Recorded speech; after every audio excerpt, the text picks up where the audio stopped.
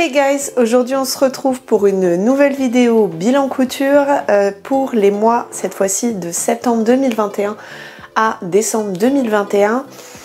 Cette période de couture a été très productive, bien que ça ne se voit pas beaucoup avec ce qu'il y a derrière moi. Je n'ai cousu que 2 pièces, mais alors quelles pièces, vraiment c'était des très gros projets. Ils m'ont pris beaucoup de temps. Beaucoup de temps aussi d'ajustement, j'ai fait beaucoup de toiles, c'était un moment où j'ai cousu des tissus non extensibles, donc qui dit tissu non extensible dit vêtements à ajuster et dont il faut faire des toiles pour être sûr que cela va. Avec un tissu extensible, on est d'accord que si c'est pas parfaitement ajusté, c'est pas très grave, mais là, clairement, ça ne pardonnait pas. Le premier projet que j'ai cousu pendant ce dernier trimestre 2021 a été ce manteau.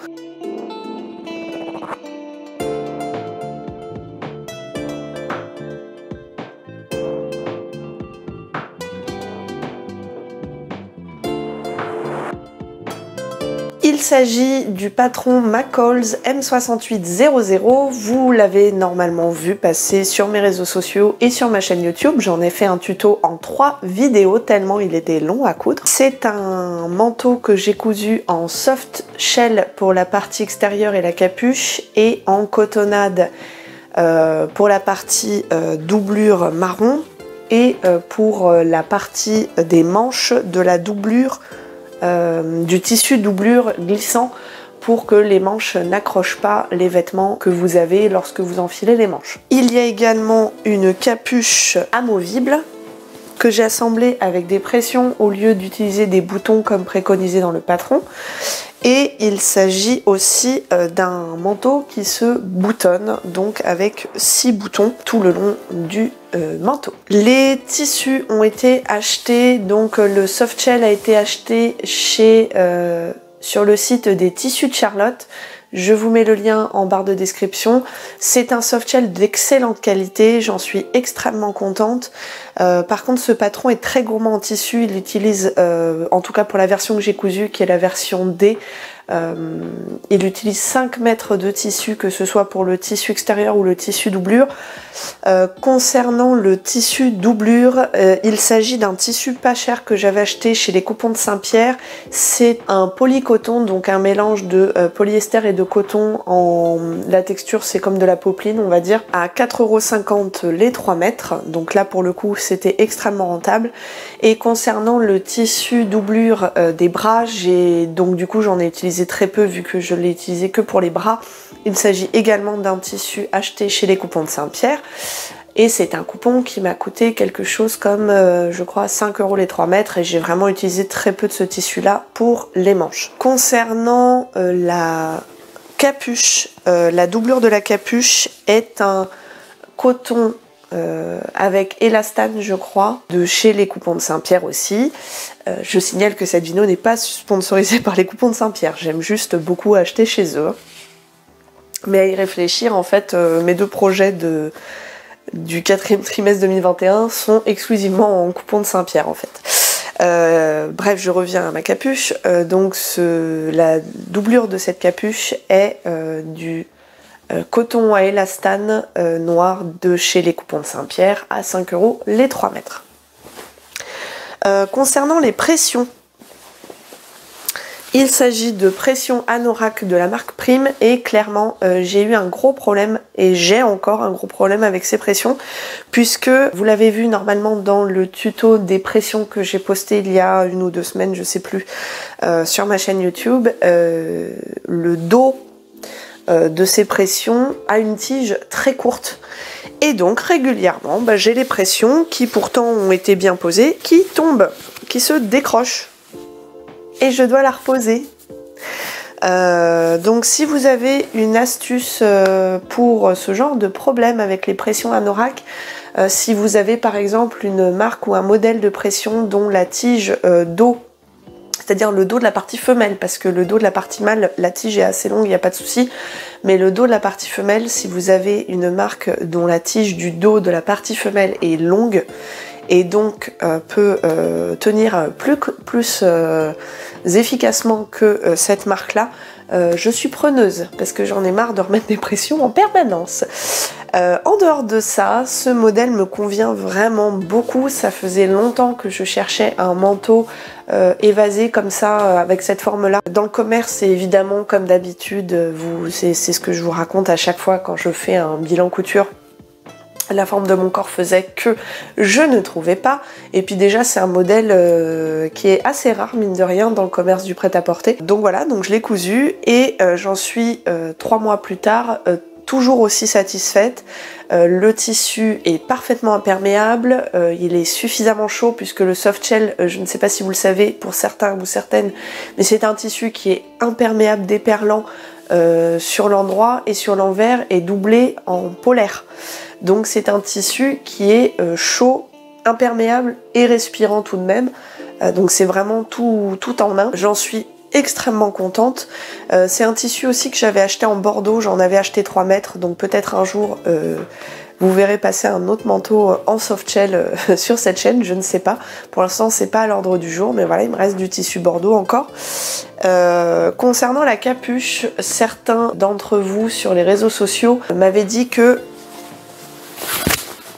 comme la capuche est à l'intérieur du manteau, la pluie risquait de couler entre le col et la capuche.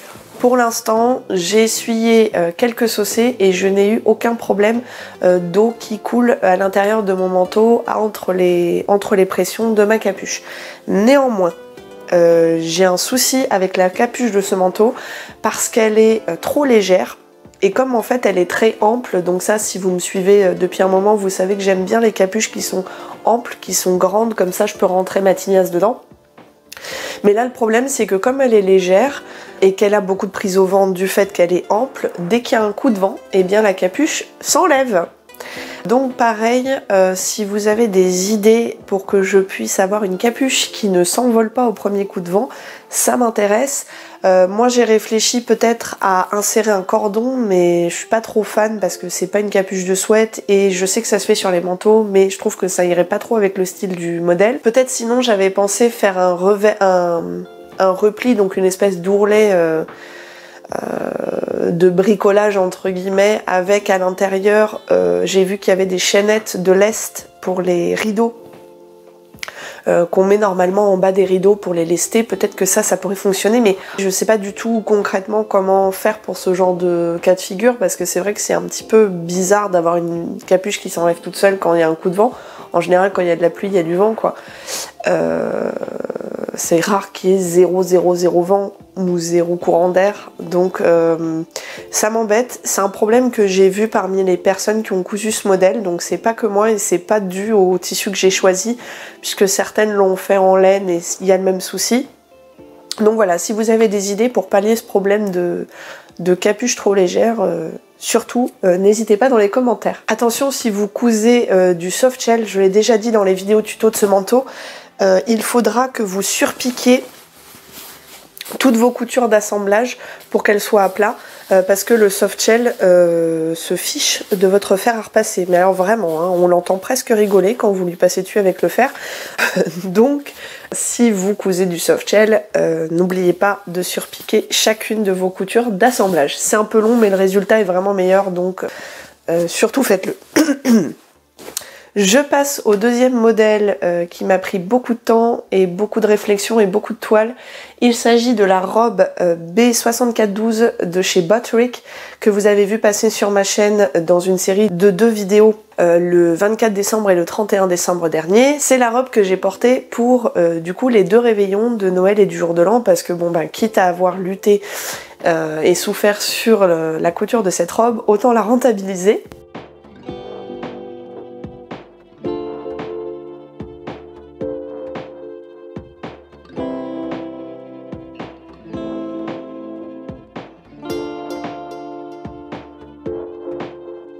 Il s'agit d'une robe intégralement doublée, que ce soit sur la partie bustier ou la partie jupe. La seule partie non doublée de cette robe, ce sont les manches. Il y a une fermeture éclair invisible au dos, il y a des boutons recouverts sur l'avant du bustier, ce sont des faux boutons, c'est-à-dire qu'il n'y a pas de boutonnière, ce sont des boutons cousus, mais ils servent quand même à fermer le bustier puisque les deux parties du bustier ne sont pas cousues ensemble à aucun moment sur cette partie-là. Donc les boutons permettent d'assembler le décolleté sur toute la hauteur du bustier. Le tissu vient de chez les Coupons Saint-Pierre. Il m'a coûté, donc le tissu extérieur m'a coûté 4,50 € les 3 mètres. Il faisait partie du haul des Coupons de Saint-Pierre qui est disponible sur cette chaîne. J'en avais aussi acheté un couleur bronze, je crois que c'est comme ça que ça s'appelle. Et au début de la couture de cette robe, je vous avais demandé votre avis sur les réseaux sociaux si vous préfériez celui-ci, donc le tissu anthracite ou le tissu bronze. Vous aviez voté plutôt pour le tissu anthracite, donc je l'ai utilisé. Donc ça veut dire qu'il me reste 3 mètres de tissu bronze. Je ne sais pas encore pourquoi je vais l'utiliser, on verra bien. Concernant le tissu doublure, il s'agit du même tissu doublure que l'intérieur de la capuche de ce manteau. C'est un coton avec élastane de chez les Coupons de Saint-Pierre. Au prix de 5 € les 3 mètres. C'est un tissu de doublure qui est extrêmement confortable. Je ne sais pas si c'est très conventionnel d'utiliser ce genre de tissu pour les doublures, mais honnêtement, tant pis, parce que ce tissu est très confortable en doublure. Il ne remonte pas le long des collants, il n'y a pas d'électricité statique dans ce tissu doublure. Donc c'est l'idéal. C'est une jupe cercle. Le bustier, en anglais, on appelle ça Sweetheart Neckline parce que ça fait comme un cœur. Je ne sais pas comment on dit en français. Peut-être pourriez-vous me donner le terme technique exact en français dans les commentaires. J'aime beaucoup ce décolleté-là. Le seul souci, c'est que pour la première fois, j'ai dû vraiment modifier le patron. Si vous me suivez sur les réseaux sociaux, vous avez vu qu'en épinglant mon patron sur mon mannequin, le dos était beaucoup trop haut en hauteur de dos et le buste devant était beaucoup trop bas. Donc j'ai dû rajouter quelque chose comme 4 cm de hauteur de buste sur le devant et enlever 3 cm de hauteur de buste sur l'arrière. En assemblant, finalement, je me suis rendu compte qu'en fait, au niveau de la taille, il fallait que j'enlève une taille au niveau des épaules et que je grade jusqu'à ma poitrine pour la taille de ma poitrine et qu'ensuite je regrade à la taille et qu'ensuite je regrade aux hanches. Donc c'est à dire que là j'aurais plus 3 tailles différentes mais bien 4. Et au niveau des bras, j'ai trouvé ça un peu étroit, mais après c'est vrai que j'ai des gros bras. Donc il aurait fallu aussi que je grade au niveau de la taille au-dessus pour le tour de biceps.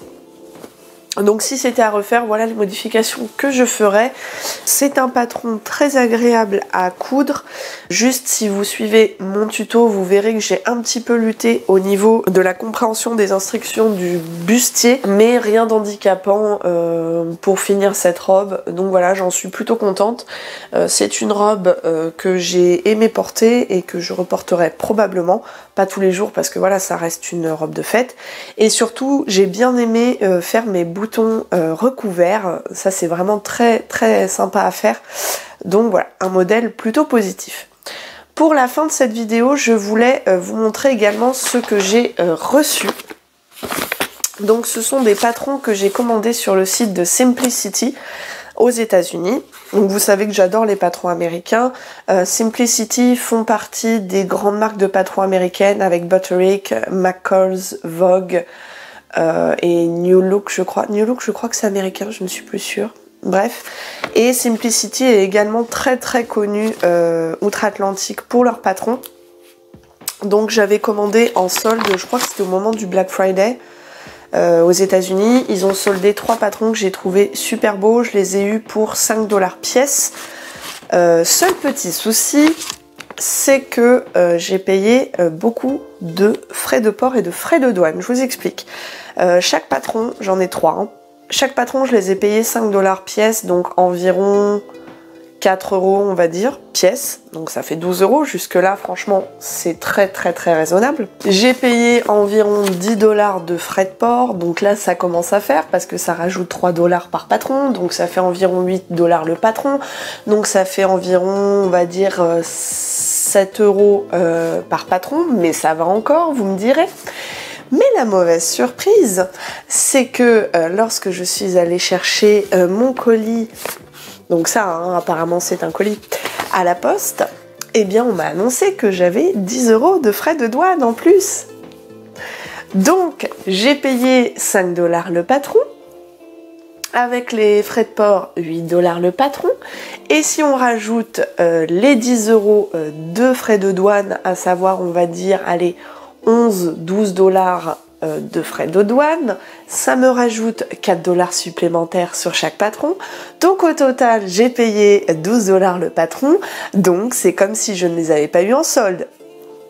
Donc je ne commanderai plus aussi facilement aux États-Unis parce que apparemment depuis quelques mois la loi a changé. Alors au départ il me semble que la loi est pour éviter qu'on achète tous des trucs pas chers sur les sites chinois, mais toujours est-il que du coup c'est plus très rentable d'acheter ailleurs non plus. Bref, je vous montre tout de même ces patrons qui me plaisent beaucoup malgré tout.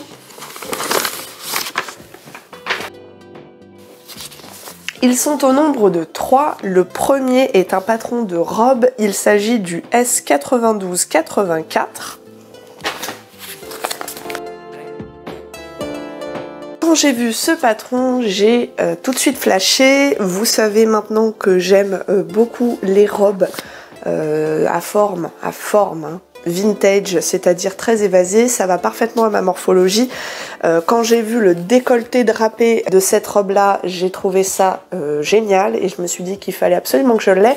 Petit détail, ce patron fait partie des patrons faits par... alors je sais pas si c'est Gertie ou Gertie, qui est une... couturière assez connue du monde des couturiers et couturières américains. Il s'agit d'une femme qui fait beaucoup de modèles vintage. La robe d'ailleurs que j'ai cousue en décembre fait partie de sa collection. Ce modèle-là est également fait par elle. On verra ce que ça donne au niveau de la taille du coup, parce que j'ai un petit peu peur au niveau de la carrure, comme pour ce modèle-là du reste. Mais en tout cas, c'est un modèle que je trouve très joli. A priori, il y a une doublure, puisqu'on nous conseille de la cotonnade pour la doublure. Et évidemment, il y aura un zip invisible. Il y a également des baleines à mettre. Donc voilà, ça a l'air d'être un modèle assez sympa à coudre. Je ne sais pas du tout quel est le niveau de ce patron. S'il est débutant, intermédiaire, je ne sais pas.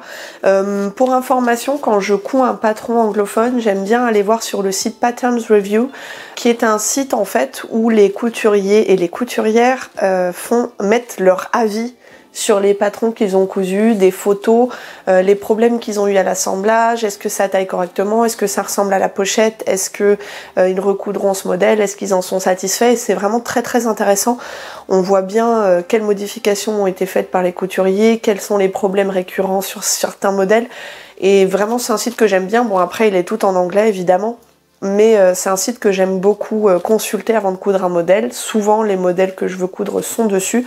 Donc voilà, j'irai voir sur ce site pour ce modèle, pour voir s'il est débutant ou intermédiaire ou avancé. A priori, ça n'a pas l'air hyper compliqué, mais comme il y a des baleines à poser sur le bustier, je me dis que ça doit pas être ultra simple non plus. À voir. Le deuxième patron que j'ai acheté sur le site de Simplicity est un patron de gilet. Il s'agit du S9189. J'ai flashé aussi sur ce patron tout de suite quand j'étais sur le site de Simplicity. Je manque souvent de patrons de pulls, j'ai des patrons de sweat, hein, mais j'aimerais bien aussi pouvoir me coudre des pulls. D'ailleurs, si vous avez un bon plan de site internet qui vend de la maille, des tissus maille en autre chose que du polyester, je suis preneuse parce que j'en trouve très peu.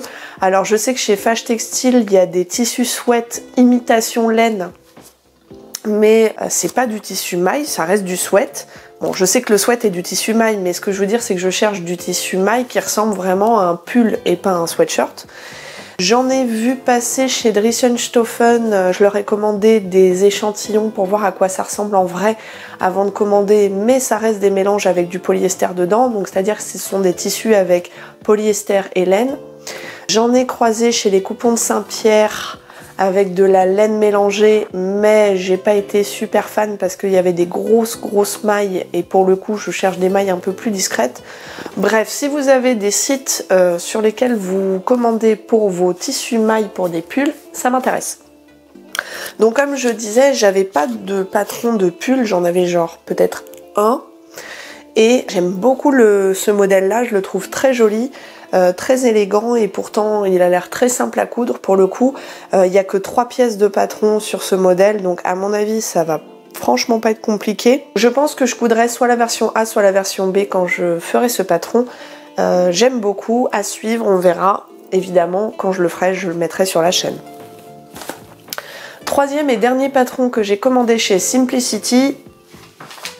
Il s'agit d'un patron New Look, parce qu'apparemment New Look et Simplicity c'est la même marque maintenant. C'est le New Look 6571, c'est un patron de robe.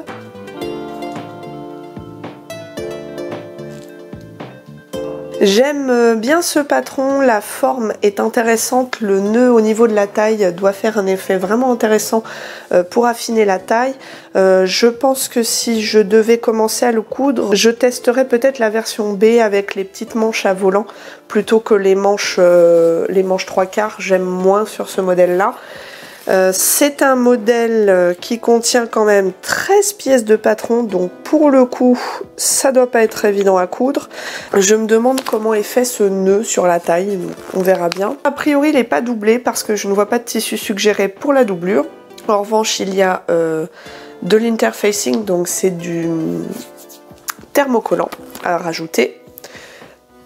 On verra quand je le coudrai, évidemment, il sera aussi sur la chaîne quand je me lancerai dedans. C'est une robe de fête, donc a priori pas portable tous les jours. Encore que si on utilise un tissu moins précieux, la version C ou la version B peuvent être, à mon avis, portables tous les jours avec les petites manches courtes. Ça peut faire une robe de printemps ou d'été assez sympa. Voilà pour ce bilan couture / haul de chez Simplicity. J'espère que cette vidéo vous a plu, qu'elle vous a intéressé, peut-être donné envie d'utiliser un de ces modèles. Si cette vidéo vous a plu, n'hésitez pas à mettre un pouce en l'air en bas de la vidéo, à vous abonner à ma chaîne pour avoir des nouvelles de mes futures sorties. Je vous rappelle aussi que j'ai des réseaux sociaux, Instagram et Facebook sous le nom de Couture Positive. Moi je vous dis à la prochaine vidéo et bonne cousette!